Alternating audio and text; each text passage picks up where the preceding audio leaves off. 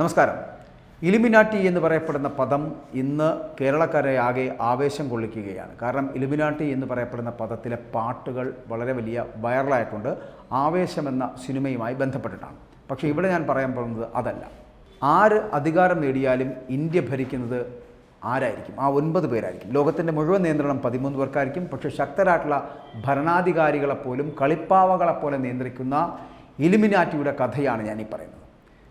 കേരളത്തിൽ വീണ്ടും ഇലുമിനാറ്റി വലിയ ചർച്ചയാകുകയാണ്. ആവേശം സിനിമയാണ് കേരളത്തിൽ ഈ ഇലുമിനാറ്റി എന്ന് പറയപ്പെടുന്ന ചർച്ചകൾ വീണ്ടും സജീവമാക്കിയതെന്ന് വേണമെങ്കിൽ പറയാം. ലോകത്തെ അടക്കി ഭരിക്കുന്ന ഒരു നിഗൂഢ സംഘമുണ്ടെന്ന വാദമാണ് ഇലുമിനാറ്റി. ഇതിനു മുൻപ് ലൂസിഫർ സിനിമ പുറത്തു വന്ന സമയത്തും ഇലുമിനാറ്റി ചർച്ചകളിൽ നിറഞ്ഞു നിന്നിരുന്നതാണ്. ലോകമെമ്പാടുമുള്ള ഭരണകൂടങ്ങളെ നിയന്ത്രിക്കുന്നത് 13 ഇലുമിനാറ്റി കുടുംബങ്ങളാണ് എന്ന് ഒരു വിഭാഗം ഇപ്പോഴും വിശ്വസിക്കുന്നുണ്ട്. ഇന്ത്യയിൽ പ്രത്യേകം ഒരു ഇലുമിനാറ്റി എന്നൊരു വിശ്വാസമുണ്ട്. നാം അറിയാതെ നമ്മുടെ ഈ ലോകത്തെ നിയന്ത്രിക്കുന്ന ഇലുമിനാറ്റിയെക്കുറിച്ച് കൂടുതൽ അറിയേണ്ടതുണ്ട്. കാരണം ഇലുമിനാറ്റികൾക്ക് ഒരു കൃത്യമായ ഒരു നിർവചനം ഇതുവരെ ആരും നൽകിയിട്ടില്ല. ലോകത്തിലെ സകലതും ഇലുമിനാറ്റിയുമായി ബന്ധപ്പെട്ട് കിടക്കുന്നു.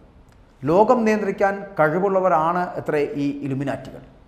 ലോകബാങ്കിനെ നിയന്ത്രിക്കുവാൻ കഴിവുള്ളവർ, യുദ്ധത്തിൻ്റെ വിഗതികൾ നിയന്ത്രിക്കുന്നവർ, ലോക പ്രതിഭാസങ്ങളെ നിയന്ത്രിക്കുന്നവർ എന്നുവേണ്ട മനുഷ്യൻ്റെ നിത്യജീവിതവുമായി ബന്ധപ്പെട്ട സകലതിനെയും ഇവർ സ്വാധീനിക്കുന്നു. 1776 മെയ് 1 ജർമ്മനിയിലെ ബവേറിയ എന്ന സ്ഥലത്ത് ആദം ബേഷ്യപ്റ്റ് എന്ന വ്യക്തിയുടെ നേതൃത്വത്തിൽ ആരംഭിച്ചതാണത്രേ ഈ രഹസ്യ സംഘടന. ദശാബ്ദങ്ങൾ പഴക്കമുള്ള ഈ സംഘടന ഇന്ന് ലോകം മുഴുവനും വ്യാപിച്ചു കിടക്കുകയാണ്. മതം, സമ്പന്നർ, പ്രഭുക്കൾ ഇവയൊക്കെ സമൂഹത്തിൽ ചെലുത്തുന്ന സ്വാധീനത്തെ ചെറുക്കാനാണ് ഇലുമിനാറ്റി തുടക്കത്തിൽ ശ്രമിച്ചിരുന്നുവെങ്കിലും പിന്നീട് അവയുടെ ലക്ഷ്യം മാറുകയായിരുന്നു. ഒരു പരിണാമ സിദ്ധാന്തം പോലെ ഇലുമിനാറ്റിയെ കാലഘട്ടത്തിനനുസരിച്ച് അനുയായികൾ പുതിയ മാനങ്ങൾ നൽകിക്കൊണ്ടേയിരുന്നു എന്നുള്ളതാണ്. ലോകത്തെ രഹസ്യമായി നിയന്ത്രിക്കുന്ന ഒരു കൂട്ടം ആളുകളെയാണ് ഇലുമിനാറ്റികൾ എന്ന് പറയപ്പെടുന്നത്. ഇലുമിനാറ്റി എന്നാണ് ഒരു വിശ്വാസം. ലോകത്തെവിടെയോ മറഞ്ഞിരുന്നു കൊണ്ട് പ്രപഞ്ചത്തിൻ്റെ ഗതി നിയന്ത്രിക്കുന്ന നിഗൂഢ ശക്തി എന്ന് ഒറ്റവാക്കിൽ ഇലുമിനാറ്റിയെ നമുക്ക് വേണമെങ്കിൽ നിർവചിക്കാം. എന്നാൽ ഇവർ ആരെന്നോ അവർ എവിടെയൊക്കെയാണെന്നോ ആർക്കും അറിയില്ല. വിവേകശൂന്യരും ഹൃദയശൂന്യരുമായ നേതാക്കളെ സാധാരണ കളിപ്പാവകളായി ഉപയോഗിക്കുന്ന വൈവിധ്യമാർന്ന കഴിവുകളുള്ള, വിവേകമുള്ള, ബുദ്ധിമാന്മാരായ വ്യക്തികളാണത്രേ ഇലുമിനാറ്റികൾ. ലോകത്തിലെ 13 കുടുംബങ്ങളാണ് ഇലുമിനാറ്റിയിലുള്ളത് എന്നുള്ളൊരു സിദ്ധാന്തവുമുണ്ട്. ആ കുടുംബങ്ങളെക്കുറിച്ചും ചിലർ പറയാറുണ്ടെങ്കിലും അതൊന്നും തെളിയിക്കപ്പെട്ടവയോ അല്ലെങ്കിൽ തെളിവുകളുള്ളവയോ അല്ല എന്നുള്ളതാണ്. രാഷ്ട്രീയം, ബിസിനസ്, എൻ്റർടൈൻമെൻറ്റ് തുടങ്ങി ലോകത്തിലെ സമസ്ത മേഖലകളിലും ഈ കുടുംബങ്ങളുടെ രഹസ്യമായിട്ടുള്ള സ്വാധീനമുണ്ട് എന്നാണ് പറയപ്പെടുന്നത്.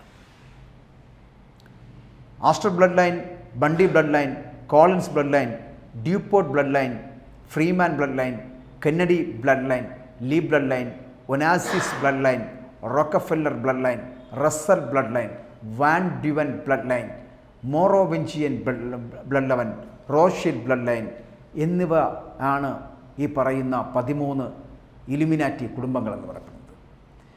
ആഗോള ജനസംഖ്യയെ നിയന്ത്രണത്തിലാക്കുവാനും ഇവർക്ക് പല പദ്ധതികളുണ്ട്. വൈറസുകൾ, വാക്സിനുകൾ, ജനിതകമാറ്റം വരുത്തിയ ഭക്ഷണം തുടങ്ങി ശാസ്ത്രീയമായിട്ടുള്ള എഞ്ചിനീയറിംഗ് ചെയ്ത ആഗോള ജനസംഖ്യാ നിയന്ത്രണ രീതികൾ ആസൂത്രണം ചെയ്യാൻ പോലും ഈ കുടുംബങ്ങൾക്ക് കഴിവുണ്ട് എന്നാണ് പറയപ്പെടുന്നത്. ക്യാൻസർ മുതൽ എയ്ഡ്സ് വരെയുള്ള മാരക രോഗങ്ങൾക്കുള്ള മരുന്ന് പോലും ഈ കുടുംബങ്ങൾ കൈവശം വച്ചിട്ടുണ്ട് എന്നാണ് പറയപ്പെടുന്നത്. പക്ഷെ അത് പൊതുജനങ്ങൾക്ക് വിട്ടുകൊടുക്കുവാൻ ഇവർ തയ്യാറുമല്ല. കാരണം ലോകത്തിലെ മരുന്ന് കച്ചവടം നിയന്ത്രിക്കുന്നത് ഇതേ ഇലുമിനാറ്റികളാണ് എന്നും ഈ സിദ്ധാന്തക്കാർ പറഞ്ഞു വയ്ക്കുന്നുണ്ട്. ഇന്ത്യക്കും അവകാശപ്പെടാനുണ്ട് ഭരണാധികാരികളെ ചൊൽപ്പടിയിൽ നിർത്തി ഭരണം നിയന്ത്രിക്കുന്ന ഇലുമിനാറ്റിയുടെ ചരിത്രമെന്ന് പറയപ്പെടുന്നത്. ലോകത്ത് കാര്യങ്ങൾ നിയന്ത്രിക്കുന്നത് 13 പേരാണെങ്കിൽ ഇന്ത്യയിൽ അത് 9 പേരാണ്. 2000 വർഷങ്ങളുടെ പഴക്കമുള്ളതാണ് ഇന്ത്യയിലെ ഇലുമിനാറ്റിയുടെ കഥ എന്ന് പറയപ്പെടുന്നത്. ഇന്ത്യയിൽ ഇലുമിനാറ്റിക് രൂപം നൽകുന്നത് അശോക ചക്രവർത്തിയുടെ കാലത്താണത്രേ. BC 262 കലിംഗ യുദ്ധം അവസാനിച്ചതിന് ശേഷമാണ് അശോക ചക്രവർത്തി ഇലുമിനാറ്റിക്ക് രൂപം കൊടുത്തത് എന്നാണ് പറയപ്പെടുന്നത്. അതിന് മറ്റൊരു കാരണവും കൂടിയുണ്ട്. യുദ്ധത്തിൻ്റെ കെടുതികൾ നേരിട്ട് കണ്ട ചക്രവർത്തിക്ക് മാനസാന്തരമുണ്ടായി ബുദ്ധമതം സ്വീകരിക്കും. എന്നാൽ സാമ്രാജ്യത്തിൻ്റെ നിലനിൽപ്പിന് സന്യാസിയുടെ ഭരണവും അഹിംസയും ഭൂഷണമല്ല എന്ന് അശോക ചക്രവർത്തിക്ക് നന്നായി അറിയാമായിരുന്നു എന്നുള്ളതാണ്. അതിനാൽ ഭരണകാര്യങ്ങളിൽ പ്രാവീണ്യമുള്ള 9 പേരെ അശോകൻ ഭരണ ചുമതല ഏൽപ്പിക്കുകയാണ്. അതും പരമരഹസ്യമായി, ആരുമറിയാതെ ഒരു അധികാര കൈമാറ്റമായിരുന്നു അത്. ജനങ്ങൾക്ക് മുന്നിൽ അശോക ചക്രവർത്തി തന്നെയാണ് ഭരണാധികാരി എങ്കിൽ കൂടിയും എന്നാൽ ശരിക്കും ഭരണം നടത്തിയിരുന്നതാകട്ടെ ആ 9 പേരായിരുന്നു. പ്രകൃതിശാസ്ത്രം മുതൽ മനഃശാസ്ത്രം വരെയുള്ള സകല വിഷയങ്ങളിലും അതിനിപുണരായിരുന്നു അത്രേ ഇവർ. എന്നാൽ നേടിയ അറിവ് കൊണ്ട് നിശബ്ദരും നിശ്ചലരുമാകരുത് എന്നായിരുന്നു ചക്രവർത്തി ഇവർക്ക് നൽകിയ ഉപദേശം പോലും. അതായത് അറിവുകളെ അപ്ഡേറ്റ് ചെയ്യണം, അതെല്ലാം ഒരു പുസ്തകമായി രേഖപ്പെടുത്തുകയും വേണം. പ്രചാരണം, ശരീരശാസ്ത്രം, മൈക്രോബയോളജി, ആൽക്കമി, ആശയവിനിമയം, ഗുരുത്വാകർഷണം, കോസ്മോഗണി, പ്രകാശം, സോഷ്യോളജി ഇവയെ സംബന്ധിച്ച പുസ്തകങ്ങളാണ് ഇവർ അപ്ഡേറ്റ് ചെയ്യേണ്ടിയിരുന്നത് എന്നുള്ളതാണ്. ഏറ്റവും ലളിതമായി ഒറ്റവാക്കിൽ പറഞ്ഞാൽ മാനേജ്മെൻറ്റിൽ മാത്രം ശ്രദ്ധിക്കുക, അതിലെല്ലാം അടങ്ങിയിരുന്നു എന്നതാണ്. അശോകൻ നിയമിച്ച ഈ 9 പേരും ഭരണത്തിൽ അതിനിപുണരായിരുന്നു. അശോകൻ്റെ സാമ്രാജ്യത്തിന് പുറത്തും ഇവർ അതീവ രഹസ്യമായി തങ്ങളുടെ ബുദ്ധിയും അറിവും ഉപയോഗിക്കുവാൻ തുടങ്ങിയെന്നുള്ളതാണ്. അങ്ങനെ മൗര്യ സാമ്രാജ്യം മാത്രമല്ല, ഇന്ത്യൻ ഉപഭൂഖണ്ഡത്തിലെ ചെറു നാട്ടുരാജ്യങ്ങൾ പോലും ഈ 9 അംഗ സംഘത്തിൻ്റെ നിയന്ത്രണത്തിലായി എന്നുള്ളതാണ്. അശോക ചക്രവർത്തിക്ക് ശേഷം അധികാരത്തിലേറിയ ചക്രവർത്തിമാർക്ക് ഇവരെ ഒഴിവാക്കാൻ കഴിയുമായിരുന്നില്ല. ഇവർ വിവിധ സാമ്രാജ്യങ്ങളുടെ യുദ്ധതന്ത്രം, പരിശീലനം, ആയുധ നിർമ്മാണം, കുതിര, ആന എന്നിവയുടെ കൈകാര്യം, വെടിമരുന്നുപയോഗം എന്നിവയിലൊക്കെ ഇടപെടുകയും അവയുടെ ശക്തി ദൗർബല്യങ്ങളെ നിർവചിക്കുകയും നിജപ്പെടുത്തുകയും ചെയ്തിരുന്നുവത്രേ. സംഘത്തിലെ ഓരോരുത്തരും മരിക്കുമ്പോൾ അവർ മുൻകൂട്ടി നിശ്ചയിച്ച് പരിശീലനം നൽകിയിരുന്ന അനന്തരാവകാശി ഇലുമിനാറ്റിയിൽ അംഗമാകും. അങ്ങനെ 2000 വർഷത്തോളം ഇവർ രഹസ്യമായി ഭരണം നടത്തിയെന്നാണ് വിശ്വസിക്കപ്പെടുന്നത്. പക്ഷേ ഇപ്പോഴും ഈ സംഘം നിലനിൽക്കുന്നുണ്ടോ എന്ന ചോദ്യത്തിന് ഇനിയും ഉത്തരം കണ്ടെത്താൻ കഴിഞ്ഞിട്ടില്ല എന്ന് പറയേണ്ടിയിരിക്കുന്നു. കേരളത്തിൽ ഇലുമിനാറ്റിക്ക് പ്രചാരം നൽകിയത് മോഹൻലാലിനെ നായകനാക്കി പൃഥ്വിരാജ് സംവിധാനം ചെയ്ത ലൂസിഫർ എന്ന് പറയപ്പെടുന്ന ഒരു സിനിമയാണ്. ഈ സിനിമ ഹിറ്റായതോടെ കേരളത്തിൽ ശരിക്കും ഇലുമിനാറ്റി തരംഗം തന്നെ ഉണ്ടായിരുന്നു എന്നുള്ളതാണ്. ലൂസിഫറിലെ നായകനായിട്ടുള്ള മോഹൻലാലിൻ്റെ കഥാപാത്രമായിട്ടുള്ള സ്റ്റീഫൻ നെടുമ്പള്ളി ഇലുമിനാറ്റി സംബന്ധിച്ച പല സൂചനകളും ചിത്രത്തിൽ നൽകുന്നുണ്ട് എന്നുള്ളതാണ്. കറുത്ത കാറിൽ വെള്ളക്കുപ്പായം ധരിച്ചാണ് സ്റ്റീഫൻ നെടുമ്പള്ളി എത്തുന്നത്. രാഷ്ട്രീയക്കാരൻ, കരുണാലയമെന്ന അഗതി മന്ദിരത്തിൻ്റെ നടത്തിപ്പുകാരൻ, കർഷകൻ, മയക്കുമരുന്നിനും ദുർശക്തിക്കുമെതിരെ പോരാടുന്നവൻ തുടങ്ങി നിരവധി വിശേഷണങ്ങളാണ് സ്റ്റീഫൻ നെടുമ്പള്ളിക്കുള്ളത്. ലോകം മുഴുവൻ കൈപ്പടിയിൽ ഒതുക്കുവാൻ കഴിവുള്ള ലോകം ഭരിക്കുന്ന ഇലുമിനാറ്റി എന്ന സംഘടനയ്ക്ക് അവരുടെ ചരിത്രത്തെക്കുറിച്ചും ആണ് ഈ ചിത്രം പറഞ്ഞ് അവസാനിപ്പിക്കുന്നത്. അതിസമ്പന്നരും അഭ്യസ്തവിദ്യരുമായിട്ട് ഒരു കൂട്ടം ആളുകളെ നിയന്ത്രിക്കുന്ന അദൃശ്യമായൊരു ഘടകം. ചിത്രത്തിൻ്റെ തുടക്കം തന്നെ കാണിക്കുന്നത് കമ്പ്യൂട്ടറിൽ എന്തിനെന്നറിയാതെ അസ്വസ്ഥനായി തിരയുന്ന ഒരു ഇൻ്റർപോൾ ഉദ്യോഗസ്ഥനെയാണ്. അബ്രഹാം ഖുറേഷിയിലേക്കും ഒപ്പം ഇലുമിനാറ്റിയിലേക്കും റോസ്ഷെഡ് കുടുംബത്തിലേക്കും അദ്ദേഹത്തിൻ്റെ അന്വേഷണം കടന്നെത്തുന്നു എന്നുള്ളതാണ്. സ്റ്റീഫൻ നെടുമ്പള്ളി ഇലുമിനാറ്റിയുടെ വക്താവാണ് എന്നതിൻ്റെ സൂചനകൾ ചിത്രത്തിൽ വളരെയധികം കൃത്യമായി വ്യക്തമാക്കുന്നുണ്ട്. സ്റ്റീഫൻ നെടുമ്പള്ളിയുടെ വരവിനെ കാണിക്കുന്നത് തന്നെ ഇരുട്ടിൽ നിന്ന് വെളിച്ചത്തിലേക്ക് കടന്നെത്തുന്ന രംഗമാണ്. പിന്നീട് സാത്താൻ്റെ നമ്പറായിട്ടുള്ള 666 വെച്ച കറുത്ത കാറിൽ സ്റ്റീഫൻ തിന്മയ്ക്കെതിരായി പോരാട്ടങ്ങളിലേക്ക് കടന്നു ചെല്ലുന്നു.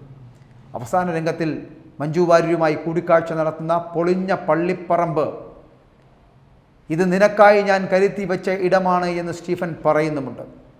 ക്ലൈമാക്സിലെ കറുത്ത വസ്ത്രമിട്ടുള്ള രംഗത്തിൽ പിന്നിലായി കാണുന്ന മൂങ്ങയുടെ രൂപം ഇവയെല്ലാം സാത്താൻ്റെ അടയാളങ്ങളാണ് എന്നുള്ള വ്യാഖ്യാനങ്ങളുണ്ടായി. പലപ്പോഴും എല്ലാം കാണുന്ന കണ്ണുകളിലാണ് സ്റ്റീഫനെ അടയാളപ്പെടുത്തുന്നത്. കുമ്പസരിക്കാനായി അച്ഛൻ ക്ഷണിക്കുമ്പോൾ ചെയ്ത പാപങ്ങൾക്കല്ലേ കുമ്പസരിക്കാൻ കഴിയൂ, ചെയ്യാൻ പോകുന്ന പാപങ്ങൾക്ക് കുമ്പസരിക്കുവാൻ കഴിയില്ലല്ലോ എന്നാണ് സ്റ്റീഫൻ നെടുമ്പള്ളി പറഞ്ഞു നിർത്തുന്നത്. ഈ സങ്കല്പങ്ങളൊക്കെ ഇലുമിനാറ്റിയുടേതാണ് എന്നാണ് ആരാധകർ അവകാശപ്പെടുന്നത് പോലും. ഇവിടെ ഇപ്പോൾ ആവേശം സിനിമയാണ് കേരളത്തിലിപ്പോൾ വീണ്ടും ഈ ഇലുമിനാറ്റി സംബന്ധിച്ചുള്ള ചർച്ചകൾ സജീവമാക്കിയിരിക്കുന്നത് എന്ന് വേണമെങ്കിൽ പറയാം. ആവേശം സിനിമയിലെ ഇലുമിനാറ്റി പാട്ട് സഭാവിശ്വാസങ്ങൾക്കെതിരാണെന്ന് പറഞ്ഞ് കൊച്ചി രൂപത മുൻ ബിഷപ്പ് ഡോക്ടർ ജോസഫ് കരിയിൽ പുള്ളി രംഗത്തെത്തിയോടെ ഇത് സംബന്ധിച്ചുള്ള ചർച്ചകൾ ചൂടുപിടിച്ചു കഴിഞ്ഞു എന്നുള്ളതാണ്. ഇലുമിനാറ്റി എന്നത് സഭാവിശ്വാസങ്ങൾക്ക് എതിരായി നിൽക്കുന്ന സംഘടനയാണ് എന്ന് പലർക്കും അറിയില്ല. പരമ്പരാഗത മൂല്യങ്ങളെ ചവിട്ടിമെതിക്കുന്ന സംഘടനയാണത്. ആ മൂല്യങ്ങളാണ് സിനിമ പങ്കുവയ്ക്കുന്നത് എന്നായിരുന്നു അദ്ദേഹത്തിൻ്റെ വാക്കുകളെന്നാൽ. അങ്ങനെ ഇലുമിനാറ്റി എന്ന് പറയപ്പെടുന്ന അധികാര കേന്ദ്രങ്ങളുമൊക്കെ ലോകത്തുണ്ടായിരുന്നുവെന്നും ഇന്നും അതുണ്ട് എന്നും വിശ്വസിക്കപ്പെടുന്നുണ്ട്. 13 പേരടങ്ങുന്ന ഇലുമിനാറ്റി സംഘം അല്ലെങ്കിൽ ഇലുമിനാറ്റി കുടുംബം ലോകത്തെ ഭരിക്കുമ്പോൾ 9 പേരടങ്ങുന്ന സംഘം ഇന്ത്യയെ ഭരിക്കുകയാണ്. 9 പേരടങ്ങുന്ന ഇലുമിനാറ്റി സംഘം ഇന്ത്യയെ ഭരിക്കുന്നുണ്ട് എന്നുള്ളതാണ്. അശോക ചക്രവർത്തിയുടെ കാലം മുതൽ ഇതാ ഇവിടെ ഇന്ന് നരേന്ദ്രമോദിയുടെ കാലം വരെ. പക്ഷേ ഇലുമിനാറ്റി എന്നുള്ള പേരും ആ പദവുമൊക്കെ കേരളത്തിൽ ആവേശമാകുന്നത് ഒരു സിനിമയുടെ പേരിലാണെന്ന് മാത്രം. ആവേശം എന്ന സിനിമയുടെ പേരിൽ. പക്ഷേ ഇലുമിനാറ്റികൾ എന്ന് പറയപ്പെടുന്നത് അധികാരം നേടിയെടുക്കുന്നവരല്ല, അധികാരത്തെ നിയന്ത്രിക്കുന്നവരാണ്.